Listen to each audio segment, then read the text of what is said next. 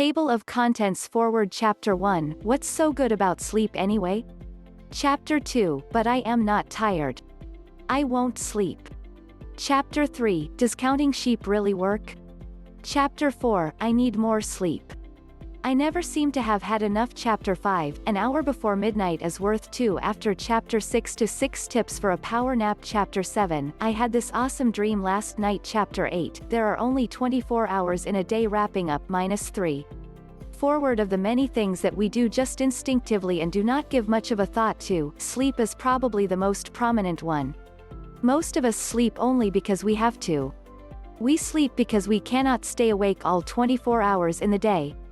Instead of sleep being something that we need to keep our bodies charged and maintain our health and well-being, most of us regard it as an obligation, something that nature has ordained us to do and hence we have to follow it. However, this is definitely not the view held by the several health experts, meditation gurus, spiritual gurus and sleep counselors. According to these people, one should not sleep out of compulsion. Just like how we plan what to eat and spend a significant part of the day in planning and preparing our meals, sleep needs to be planned as well. It is not enough just to have a nice bedroom with a cozy bed to sleep in. Sleep patterning is a concept that is becoming quite popular in recent times. Health experts tell people that they have to maintain regular sleep patterns if they want to ensure that their health is in top condition. This is not done as easily as one thinks. Planning is needed. It is also important to make sleep a part of our lifestyle. Or, to put it better, we should create a lifestyle in which sleep is given its due prominence. It is only when we are able to do that we can unleash the tremendous healing effects of sleep. Yes, sleep does have -4 healing benefits, and, as most people think, these healing benefits aren't just confined to our psychological state, they also pour out into our physical being. Good sleep is needed for our mental as well as physical enhancement. In this ebook, Sleep Sanctuary, Salvation for the Sleep Deprived, I am going to deal with 3 important aspects. I am not going to divide these 3 aspects into different sections, because that would not be the right way to do so, but I am going to intersperse them everywhere throughout this ebook. These 3 aspects are, why is sleep important to our well-being?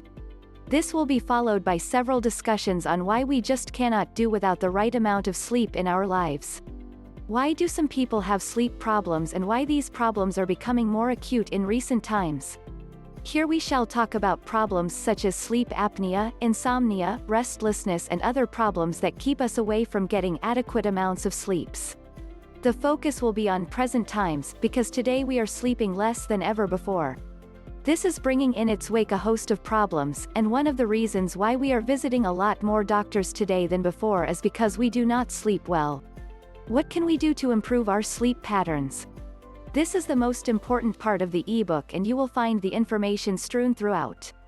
With several illustrations, tips and strategies, I shall endeavor to tell you what we can do to -5. Improve our sleep patterns, especially in today's sleep-deprived times. I would ironically request you to wake up and read this ebook on sleep deprivation. That's because you have to pay full attention to this, it is something that will tell you what's missing in your life, and why. Wake up, smell the coffee, and plan to live a lifestyle in which sleep gets its due importance. Sleeping Sanctuary, Salvation for the Sleep Deprived, the ultimate guide to sleeping, napping, resting and restoring your energy. -6. Chapter 1 What's so good about sleep anyway? Synopsis at the outset, it is best to understand why sleep is so important to us, especially in today's day and age. Our general health has degenerated in recent times, that's a fact no one can detract. Now, there are several reasons why our health has taken a tumble. We are moving away from nature and our own natural body patterns each day that we live. Our food has become synthetic for its most part, the clothes that we wear and most of the things that we use are not natural at all, even our civilization itself is completely away from the rule book of nature. It is for this reason that we are facing so many health perils today. And, one of the most profound elements that is sordidly missing from our lifestyle is a healthy sleep pattern. In this chapter, we shall see why sleep is important. Why is it important for us to devote at least 7 to 9 hours of our day to sleep? How does sleeplessness or sleep deprivation affect our lives? These are important questions to answer before we move along with things. -7. What's so good about sleep anyway? Finding time to sleep in our busy schedules is extremely important for our health and well-being. Most people push the boundaries when it comes to sleep. We restrict the time we allow for sleep, going to bed progressively later as we try to fit in the many different jobs that need completion each day. We underestimate the importance of sleep. Without adequate sleep, our bodies will react, and those important schedules we put off sleep to achieve will be affected eventually. It's only recently that we have begun to fully understand just how much our body needs sleep to function properly.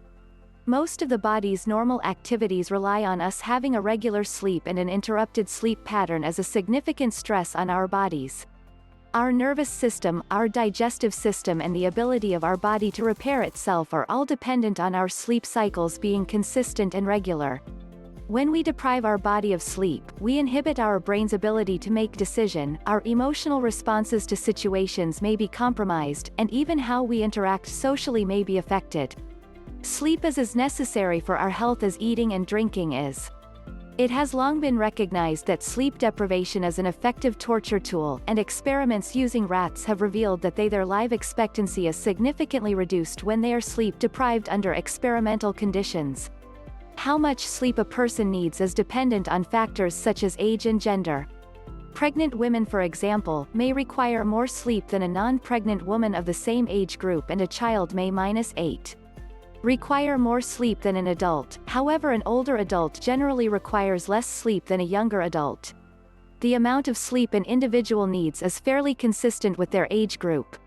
A typical adult will require approximately 7 to 9 hours of sleep a night to maintain optimum health and performance. If we reduce that amount of sleep time over a series of nights, our body will eventually react, and we need to make up that time, usually in what is termed as a sleep-in. However, even though we know we will sleep in on the weekend, our performance during the working week may be severely affected by our lack of sleep. If we find ourselves excessively yawning during the day, or finding it difficult to remember simple details or make simple judgment calls correctly, it is possible we are suffering from sleep deprivation.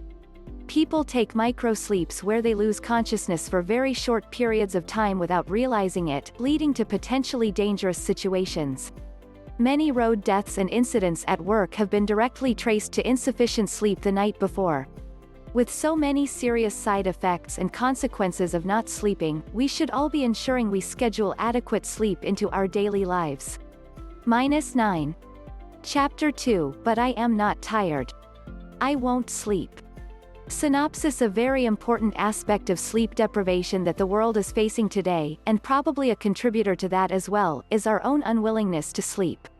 We know that sleep is important. We even know that if we do not sleep adequately, then it will create a lot of problems for us in future, but we are still in denial, and we do not give this very essential part of our lives its due importance. What is it that is making us not sleep? There are so many people who are burning the midnight lamp for various reasons, but to what avail? Are deadlines so important that we should lose sleep over them? What effects can such a hazardous lifestyle have on our health? In this chapter, we are going to see what makes people lose sleep. We learn, through the concept of circadian rhythms, that our body is made to behave in a particular way. The mechanism of our body ordains that it should sleep, and the amount of sleep it gets should be adequate. 10. But I am not tired. I won't sleep. We all know if we are morning people or evening people. Many people can jump out of bed easily in the morning, often without the need for an alarm clock. At 9 p.m. in the evening they are ready to sleep, their ability to focus and think clearly severely diminished.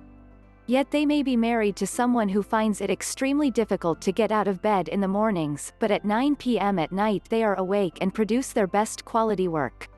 The difference between this pair is their biological clock that affects what are called the circadian rhythms.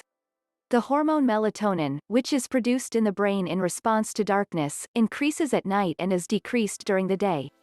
Melatonin makes you feel drowsy and reduces your body temperature. Blood levels of the hormone are highest around midnight, and levels gradually reduce in the second half of the night. Every individual has his or her own minor variation to this hormonal response. This variation is the reason why some people feel sleepy earlier than others. Age is also a contributing factor to our sleep needs.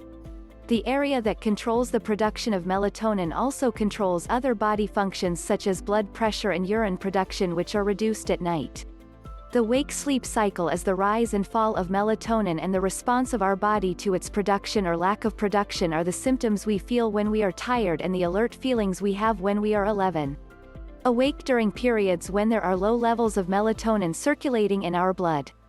The levels of melatonin reducing once you are exposed to daylight explains why you gradually feel more energetic and less sleepy after you have been awake for a while. Many people believe that their morning coffee is essential for them to wake up, but while to a degree this is true as caffeine is a stimulant, simultaneously your body's levels of melatonin are reducing under the influence of the daylight, creating a more alert feeling and less drowsiness, which is stimulated further by your cup of coffee or tea. The amount of sleep we need and the reason why we don't always feel sleepy at night, and yet feel very sleepy in the afternoon after a big meal, or on a hot day is dependent on a number of factors. There are other reasons for feeling less than energetic in the afternoon, which must be addressed. The types of food we eat for lunch, for example, will affect our afternoon energy levels, but some people do experience a slight rise in melatonin levels in the afternoon and a slight drop in body temperature, and while this does not have the same effect as nighttime melatonin, it does cause drowsiness and a need for daytime naps. 12. Chapter 3, Does Counting Sheep Really Work? Synopsis: a lot of people around us, people walking the face of the earth just as we do, are deprived. They are deprived of sleep. Sleep is a natural gift, but these people have taken their lives so far away from the rule of nature that they have quite literally lost sleep. However, sleep is something that we just cannot do without, isn't it? Even if people have been walking on the wild side where sleep is concerned, a time comes when they try to call it back. They want a healthy sleeping pattern to be formulated in their lives once again, and most of these people are prepared to do several logical and illogical things for it. People try everything from meditation to medication, they try to improve their breathing patterns, they try to imbibe new relaxation methods within themselves. All this is an unending quest to call sleep back into their nocturnal, and sometimes even diurnal, lives. But do these methods work? Can lost sleep be regained? This chapter delves into such methods and reveals which of these sleep-inducing methods work and which do not. And, yes, also keep your eyes out to read about whether old wives' tales like counting sheep work if you are looking for good sleep. 13. Does counting sheep really work? Have you ever tried counting sheep in the hope it will help you sleep? When you are feeling tired but you can't sleep, it can be very frustrating. Approximately half of all people in the USA experience trouble sleeping. In desperation, many of them try medications, meditations, in fact, anything they can think of to help them relax and sleep. Do these techniques work and end the insomnia, inability to sleep? Counting sheep sounds like an old wives' tale. It can work, and psychologists have shown that it probably works by focusing both sides of your brain on the one subject, not giving you chance to think about other things that keep your brain active. Other people try medications. Most are supplied on prescription with medical supervisions. There are two main types of sleeping tablets, the tablets to help you fall asleep and others that will help you to stay asleep. Many people do notice an immediate improvement in their sleeping patterns when they take medications, however the body quickly develops a tolerance to them and they have a rebound effect that has the opposite reaction to their intended use. In other words, if you take sleeping tablets over a long period of time, it is probable you will start to have insomnia problems even though you are taking the medications. 14. There are many remedies popular with insomniacs and all have their supporters who will tell you they work. These include having a hot drink or bath before bed, not drinking caffeinated drinks after a certain time of day and restricting stimulating activities, like exercise before bed. Each of these remedies have their rationale rooted in the idea of allowing your body time to relax and prepare itself for sleep and reducing activities that include the use of light, which prevents the release of melatonin. For most people, preparing the bedroom and yourself for sleep can help promote sleep, and there is plenty of research suggesting that everyone, even those who don't suffer from insomnia, should allow time to prepare for bed and to keep the bedroom for activities that contribute to sleep and don't stimulate the brain. Using favorite relaxation techniques before bed such as prayer or yoga or meditation may help you feel ready for bed. Ensuring the room is dark, there are no illuminated clocks or computers that create light, may also create optimum conditions for sleep. It is important to remember that insomnia, though it affects so many people and interferes with many normal body functions, anxiety over the condition is likely to create stress and tension and increase the chances of insomnia continuing. If you are not able to sleep, especially if it is not a regular problem for you, don't lie in bed but worrying about it, but try to use some of the relaxation techniques mentioned. Seek medical attention if the insomnia continues. 15. Chapter 4, I need more sleep. I never seem to have had enough. Synopsis: sleep deprivation means that we do not get the sleep that we need for our proper well-being. This is a precarious road that all of us are treading currently. We are compromising with our sleep for various reasons. The human body needs to sleep for 7 to 9 hours each day, but hardly are we getting that. One of the biggest problems lies in our faulty scheduling of our time. We are not able to manage things effectively, and that is why we end up spending our sleep time doing other things, like that work we bring home from the office. This is definitely dangerous territory. If we are not able to sleep effectively, then we spend the next day getting tired and restless. We aren't able to put in our creative best. Our thought patterns begin to falter. Our mind gets clouded with various psychological problems and the difficulties begin to crop up.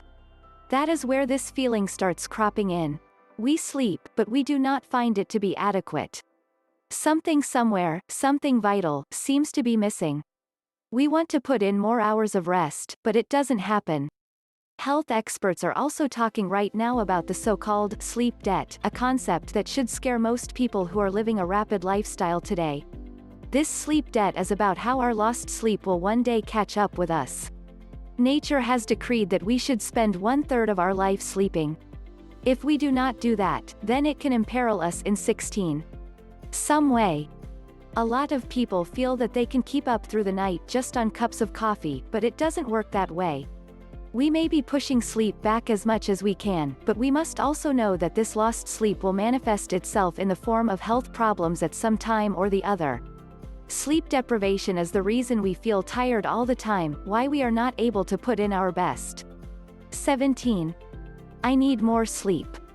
I never seem to have had enough. Are you one of those people who have a normal night's sleep, 7 to 9 hours, yet you still feel tired during the day? Have you ever wondered why you just cannot seem to go for more than a few hours without feeling you need a sleep?